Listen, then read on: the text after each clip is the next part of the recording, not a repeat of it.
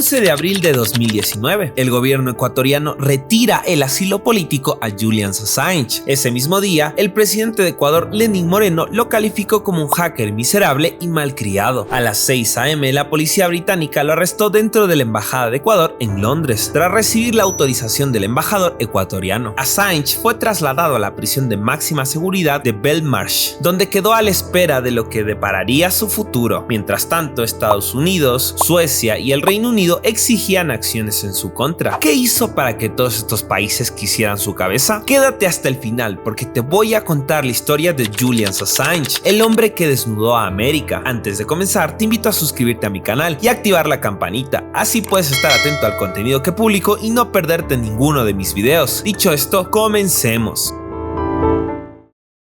Antes de entrar en la parte más interesante, quiero tomarme un momento para agradecer a Darien Fundora Sanz, un suscriptor que sugirió este tema para el video. Muchísimas gracias por tu aporte. Ahora sí, retomemos el tema principal. Julian Assange nació el 3 de julio de 1971 en Townsville, Queensland, Australia, hijo de Christine Ann Hawkins, un artista visual y activista, y John Shipton, un constructor. Tuvo una infancia marcada por un estilo de vida nómada que lo llevó a asistir a más de 30 escuelas en Australia debido a la profesión de su madre. Tras la separación de sus padres, su madre se casó con Richard Assange, un actor de teatro cuyo apellido adoptó Julian. Para 1986, a sus 16 años, ya se había convertido en un talentoso hacker y programador bajo el apodo Mendax, inspirado en una frase que significa noble mentira. Fue miembro del grupo de hackers subversivos internacionales y en 1991 la Policía Federal Australiana lo detuvo en su casa de Melbourne, acusado de acceder ilegalmente a varias computadoras, incluyendo las de una universidad australiana y una compañía de telecomunicaciones. Julian se declaró culpable de 24 cargos por delitos informáticos, fue multado y puesto en libertad bajo buena conducta. Desde temprana edad, Assange mostró un interés notable por la tecnología y la informática. Aunque estudió programación, matemáticas y física en la Universidad de Melbourne, no concluyó sus estudios debido a su creciente dedicación al activismo y la informática. Durante esta etapa desarrolló habilidades avanzadas en lenguajes de programación como Haskell y Occam y creó herramientas innovadoras como el programa de cifrado Rubberhouse, que sentó las bases para el TrueCrypt, además de participar en proyectos como FreeBSD y PostgreSQL. En 1995 escribió Strobe, el primer escáner de puertos gratuito y de código abierto, que posteriormente inspiró a Gordon Lyon a desarrollar el popular escáner Nmap. En 1993 cofundó Suburbia, uno de los primeros proveedores de servicios de internet en Australia, experiencia que resultó fundamental para su posterior labor como fundador de Wikileaks. Su trabajo como programador y activista tecnológico lo llevó a crear herramientas para proteger información sensible, como Rubberhouse de Enable Encryption, diseñado para ofrecer protección a trabajadores de derechos humanos. Además, contribuyó al desarrollo de software libre, incluyendo el programa de almacenamiento en caché NNTP Usenet y el navegador Surfrau, consolidándose como una figura destacada en el ámbito de la informática y la criptografía. Ahora sí se ponen interesantes las cosas. En 2006, Julian Assange, junto a un grupo de activistas, fundaron Wikileaks, una plataforma diseñada para la publicación de información sensible y documentos clasificados, garantizando el anonimato de sus fuentes. Desde su creación, Assange desempeñó un papel central como uno de los 9 miembros asesores y se convirtió en su portavoz más prominente en los medios de comunicación. Aunque comúnmente se le describe como el director y fundador del sitio, Assange ha evitado autodenominarse fundador, prefiriendo destacar el carácter colectivo del proyecto. Sin embargo, reconoció tener la decisión final en el proceso de revisión de los documentos presentados a la plataforma. Wikileaks comenzó a ganar notoriedad con publicaciones como el informe sobre la corrupción en el gobierno del expresidente keniano Daniel Arap Moi, lo que le valió el premio de Amnistía Internacional al nuevo periodismo en 2009, y también expuso documentos relacionados con las prácticas de detención en la prisión de Guantánamo y manuales operativos del ejército estadounidense. El punto de inflexión para Wikileaks se daría en el año 2010. Este año consolidó a Wikileaks como un actor clave en el periodismo de investigación con la publicación de documentos filtrados por Chelsea Manning. Entre ellos está el video del ataque aéreo en Bagdad el 12 de julio de 2007. Este material, con una duración aproximada de 39 minutos en su versión completa, muestra a las fuerzas estadounidenses disparando repetidas repetidamente contra un grupo de personas en una calle de Bagdad. Entre las víctimas se encontraban civiles desarmados, incluidos 2 empleados de la agencia de noticias Reuters, Namir Noor Elden, un fotógrafo de 22 años, y Saed Ahmad, su conductor. El ataque también dejó heridos y muertos a varios transeúntes, incluidos niños que viajaban en una camioneta que intentó socorrer a los heridos. Por razones obvias no puedo mostrarte el video completo, pero te dejaré ver una parte y puedes ver el video completo en el enlace que te dejo en la descripción.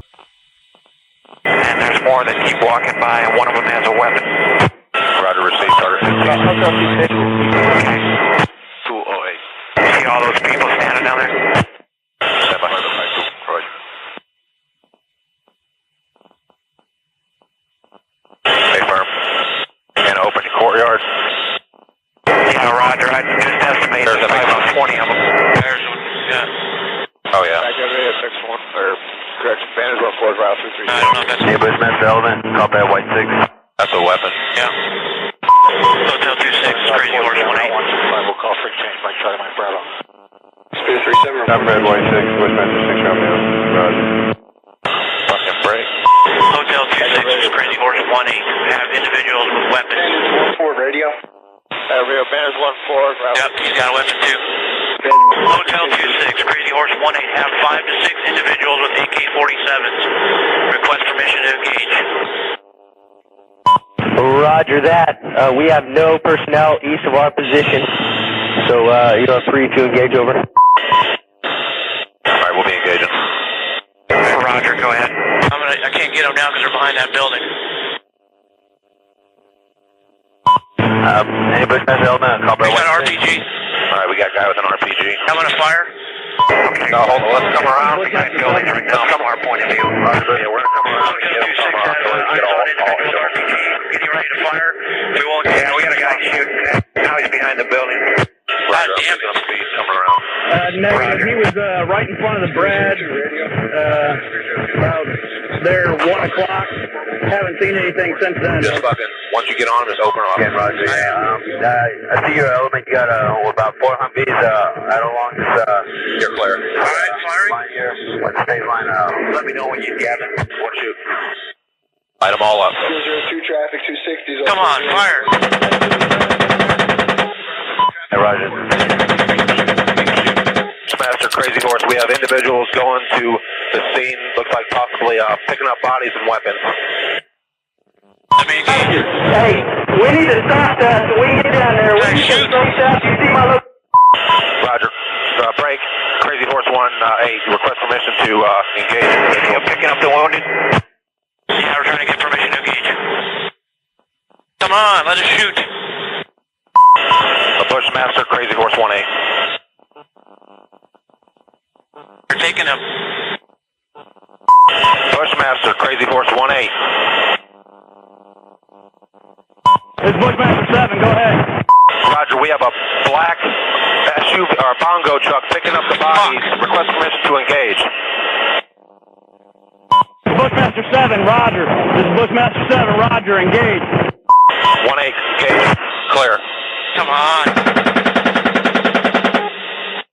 Había necesidad de atacar una furgoneta que estaba evacuando heridos, en la cual, por cierto, habían niños a bordo. Adicionalmente, Wikileaks filtró los registros de las guerras de Afganistán e Irak, más de 400.000 documentos que revelaron cientos de incidentes de muertes de civiles que no habían sido reportados oficialmente, incluidos ataques aéreos y operaciones terrestres. Detallaron la existencia de una unidad especial conocida como Task Force 373, encargada de llevar a cabo misiones de captura o asesinato contra individuos considerados enemigos de alto valor, muchas veces sin supervisión clara, y mostraron la fragilidad de las alianzas con las fuerzas afganas y la influencia de líderes locales corruptos. Y por último, en noviembre de 2010, Wikileaks publicó una de sus filtraciones más voluminosas y polémicas, los Cablegate, un conjunto de más de 250.000 cables diplomáticos clasificados del Departamento de Estado de los Estados Unidos. Estos documentos, fechados entre 1966 y 2010, ofrecieron una visión sin precedentes de las estrategias diplomáticas, la política exterior y las relaciones internacionales de Estados Unidos, así como de la corrupción y tensiones políticas en diversos países. Entre las cosas que se pueden encontrar en esos documentos incluyen las valoraciones de los diplomáticos americanos sobre líderes internacionales. Los diplomáticos estadounidenses ofrecían descripciones detalladas y a menudo críticas de líderes como Angela Merkel, Vladimir Putin, Silvio Berlusconi y Muammar Gaddafi, calificándolos de poco creativos, autoritarios, hedonistas o excéntricos. También los cables expusieron redes de corrupción en países como Rusia, Afganistán y Túnez, revelando cómo las élites locales acumulaban riquezas a expensas de sus ciudadanos. En particular, los informes sobre la corrupción en Túnez alimentaron la indignación que posteriormente desencadenó en la primavera árabe. Y por último y más importante, se revelaron intentos de Estados Unidos por espiar a funcionarios de la ONU, incluidos datos biométricos de diplomáticos. También se detallaron acuerdos secretos con otros países, como el traslado de los detenidos de Guantánamo. Estas revelaciones desataron una intensa controversia. Por un lado, Wikileaks fue elogiada por los defensores de la transparencia y la libertad de prensa, y por otro fue criticada por gobiernos y organizaciones que argumentaron que las filtraciones ponían en riesgo la seguridad nacional y las relaciones internacionales de sus países. A raíz de estas acciones, Julian Assange fue perseguido judicial y políticamente por Estados Unidos. Ecuador, mi querido país, se convirtió en su refugio durante varios años. Antes de explicarte el complejo enredo institucional que rodeó a Assange, permíteme ofrecerte algo de contexto político para que comprendas por qué ocurrió lo que ocurrió. Rafael Correa Delgado, una de las figuras más importantes de la izquierda en Ecuador, fue presidente entre el 15 de enero de 2007 y el 24 de mayo de 2017. Su gobierno se caracterizó por una relación tensa y conflictiva con Estados Unidos. Estos gobiernos tuvieron problemas a razón de las decisiones y posturas que adoptó el presidente ecuatoriano. Correa decidió no renovar el acuerdo que permitía a Estados Unidos operar desde la base de Manta para actividades relacionadas con la lucha contra el narcotráfico. En 2009 la base fue desocupada, marcando una postura firme contra la influencia militar estadounidense en el país. También Correa fue un crítico vocal del imperialismo estadounidense y su influencia en América Latina. Durante su mandato se alineó con otros gobiernos de izquierda en la región, como los de Hugo Chávez en Venezuela y Evo Morales en Bolivia, promoviendo una postura antiintervencionista. Y por último y más importante, bajo su liderazgo, Ecuador realizó una auditoría de su deuda externa, declarando una parte de esta como ilegítima y negándose a pagarla. Esto generó críticas y preocupación en círculos financieros internacionales, especialmente en instituciones vinculadas a Estados Unidos como el FMI. En resumen, Rafael Correa se consolidó como un férreo opositor a la política exterior estadounidense. Esta postura ideológica fue, a mi juicio, un factor clave en la decisión de otorgar asilo político a Julian Assange. El 16 de agosto de 2012, el ministro de Relaciones Exteriores de Ecuador, Ricardo Patiño, anunció que el gobierno ecuatoriano otorgaba asilo diplomático a Julian Assange. Las razones que dieron para esta decisión fueron varias, pero las más importantes son que existían serios indicios de retaliación por parte del país o los países que produjeron la información divulgada por el señor Assange, represalia que podía poner en riesgo su seguridad, integridad e incluso vida, que a pesar de las gestiones diplomáticas realizadas por el Estado ecuatoriano, los países de los cuales se habían requerido garantías suficientes para proteger la seguridad y la vida del señor Assange se habían negado a facilitarlas, que la evidencia jurídica mostraba claramente que, de darse una extradición a los Estados Unidos de América, el señor Assange no tendría un juicio justo, podría haber sido juzgado por tribunales especiales o militares, y no es inverosímil que se le aplique un trato cruel y denigrante y se le condene a cadena perpetua o a la pena capital, con lo cual no serían respetados sus derechos humanos. Y por último y más importante, que si el señor Assange era reducido a prisión preventiva en Suecia, tal y como es costumbre en este país, se iniciaría una cadena de sucesos que impediría que se tomen medidas de protección ulterior para evitar la posible extradición a un tercer país, Estados Unidos. Si te preguntas por qué Suecia quería también juzgar a Assange, fue razón de una investigación abierta en su contra por acusaciones de delitos sexuales. En 2010, dos mujeres suecas lo acusaron de supuestos actos de abuso sexual y violación. Estos incidentes habrían ocurrido durante una visita de Assange a Suecia. Aunque no se presentaron cargos formales, las autoridades suecas emitieron una orden de arresto para interrogarlo sobre las acusaciones. El asilio de Julian Assange expiraría el 11 de abril de 2019 tras el anuncio oficial del presidente Lenín Moreno. Moreno, para contextualizar, fue considerado el ahijado político de Rafael Correa. Este último apoyó su candidatura a la presidencia de Ecuador en las elecciones de 2017 por razones estratégicas y políticas, principalmente porque la Constitución de 2008 2008 limitaba la reelección inmediata tras 2 mandatos consecutivos. Lenín Moreno, quien había sido vicepresidente de Correa entre 2007 y 2013, era visto como un sucesor natural dentro del movimiento político Alianza País. Sin embargo, la relación entre ambos líderes se deterioró rápidamente tras la toma de posesión de Moreno, quien adoptó un enfoque político distinto, distanciándose del legado de la Revolución Ciudadana. Este cambio de rumbo desencadenó una confrontación abierta entre ambos. Ahora bien, quiero exponer mi teoría personal sobre cómo esta ruptura política y la situación del país influyeron en el caso de Assange. Al final del gobierno de Correa, en 2017, muchos indicadores económicos ya anticipaban una crisis inminente. Esta crisis se había gestado durante años, alimentada por varios factores. Durante gran parte del mandato de Correa, el alto precio del petróleo, que llegó a superar los $100 por barril, generó ingresos significativos para el fisco del Ecuador, permitiendo financiar programas sociales e infraestructura. Sin embargo, esta dependencia se convirtió en una vulnerabilidad cuando los precios del crudo colapsaron en 2014, reduciendo drásticamente los ingresos fiscales. Para enfrentar la caída de los ingresos petroleros, Correa incrementó el endeudamiento externo. Entre 2007 y 2017, la deuda pública pasó de representar cerca del 20% del PIB a más del 45% del PIB ecuatoriano, comprometiendo las finanzas públicas, y durante el auge petrolero, el gobierno aumentó sustancialmente el gasto público, invirtiendo en proyectos emblemáticos de infraestructura como carreteras, hidroeléctricas, hospitales y escuelas. Aunque estas obras mejoraron indicadores sociales y de desarrollo humano, muchas no generaron retornos económicos inmediatos y en algunos casos estuvieron marcadas por sobrecostos y denuncias de corrupción. Todo este escenario dejó una economía frágil y la crisis terminó estallando en el gobierno de Lenín Moreno. Personalmente creo que Rafael Correa eligió a Moreno como su sucesor previendo esta crisis. En mi opinión, lo hizo para que la crisis económica explotara durante el mandato de Moreno y este asumiera el costo político de la crisis. Esto le permitiría a Correa distanciarse, tacharlo de traidor y desvincularse de los problemas que él mismo ayudó a generar. Moreno, que no era muy listo, tardó en reaccionar. Una vez en el poder y sintiéndose traicionado, se apartó del proyecto de Alianza País, el movimiento que lo llevó a la presidencia. Sin aliados políticos sólidos y enfrentando una crisis económica severa, Moreno recurrió a Estados Unidos y al Fondo Monetario Internacional para obtener financiamiento que le permitiera estabilizar la economía. En este contexto, creo que Moreno buscó congraciarse con Estados Unidos para garantizar su apoyo y el del FMI, y una de las cartas que tenía era la entrega de Julian Assange. No parece coincidencia que en marzo de 2019, un mes antes de que Ecuador retirara el asilo de Assange, el FMI aprobaría un programa de financiamiento por $4.200 millones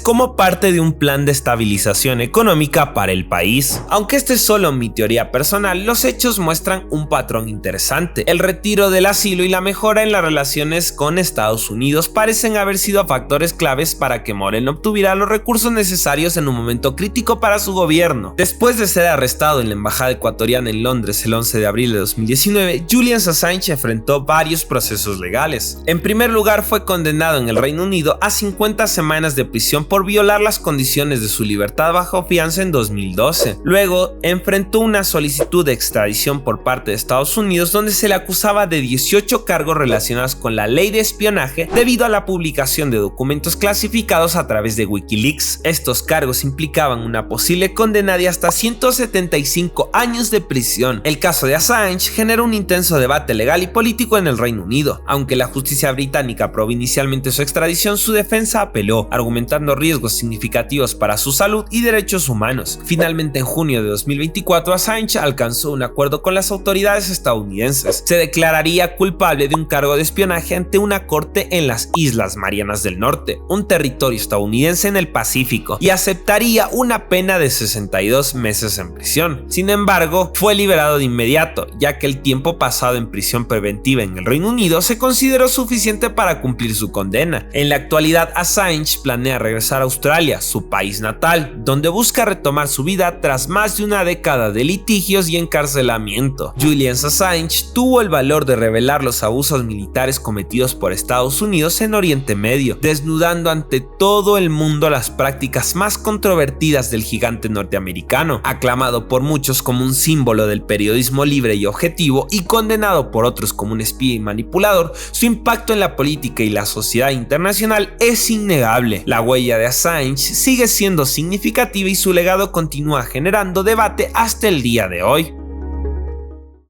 Si te gustó el video no olvides compartirlo, darle me gusta y comentar. ¿Qué opinas sobre el caso de Julian Assange? ¿Para ti es un espía o un periodista? Sígueme para más contenido interesante. Se despide Lefobos, excelente noche.